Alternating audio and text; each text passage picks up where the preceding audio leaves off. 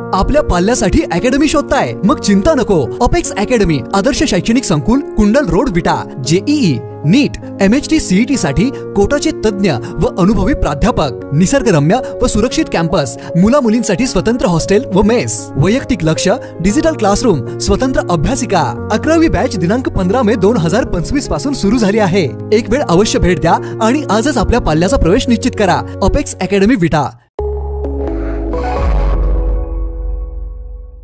नमस्कार, मी अरुण आणि आपण पाहत आहात 7 स्टार न्यूज. पूजा सुशांत गुरव वय वर्ष 31 यांचा छोट्या फावड्याने खून करून दरोड्याचा बनाव करणारा पती सुशांत सुरेश गुरव वय वर्ष 35 याला आज आजरा पोलिसांनी अटक केली आहे. अवघ्या 24 तासात स्थानिक पोलिसांसह स्थानिक गुन्हे अन्वेषणाच्या पथकाने तपास करून मडिलगी येथील या प्रकरणाचा पर्दाफाश केलाय. गुरव यांनी अनेकांकडून उसने पैसे तसेच बँकांकडून कर्जे घेतली होती. ते परत करण्यासाठी तो पत्नी पूजाकडे दागिने गहाण ठेवण्यासाठी मागत होता, पण पूजाने नकार दिला.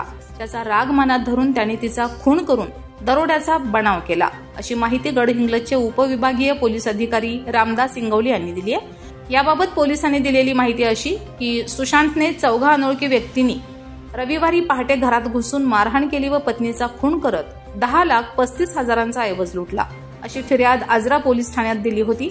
आजरा पोलीस व स्थानिक गुन्हा अन्वेषणाच्या पथकाने घटनास्थळाची पाहणी करून तपास सुरू केला.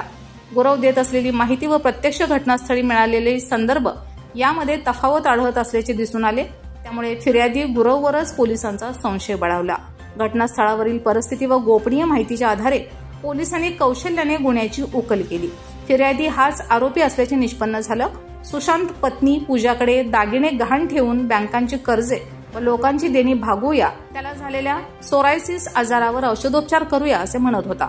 रविवारी रात्री दोघांमध्ये वादावादी झाली. तुमच्या आजोबांच्या आजारपणावेळी सोने गहाण ठेवले होते, आता मी सोने देणार नाही, तुम्ही काय करायचे ते करा, असे पूजा म्हणाली.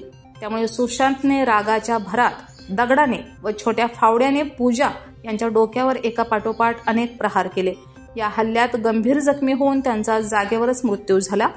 जिल्हा पोलीस अधीक्षक महेंद्र पंडित, अपर पोलीस अधीक्षक निकेश खाटमोडे पाटील यांच्या मार्गदर्शनाखाली स्थानिक गुन्हा अन्वेषणाचे पोलीस निरीक्षक रवींद्र कळमकर व त्यांचे पथक तसेच सहाय्यक पोलीस निरीक्षक नागेश यमगर, उपनिरीक्षक संजय पाटील, युवराज धोंडे आदींनी तपास केला. पोलिसांनी तपासासाठी 3 पथके नेमली होती. त्यांनी गोपनीय माहिती यासह विविध बाबी तपासल्या. घराचा परिसर, घटनास्थळ याची माहिती घेतल्यावर त्यांचा सुशांतवरील संशय बळावला. पोलिसी खाक्या दाखवता सुशांतने गुन्ह्याची कबुली दिली. सोने व पैशाची चोरी झाली नसल्याचेही त्यांनी सांगितले. Laxman Patil, 7 star news, Islampur.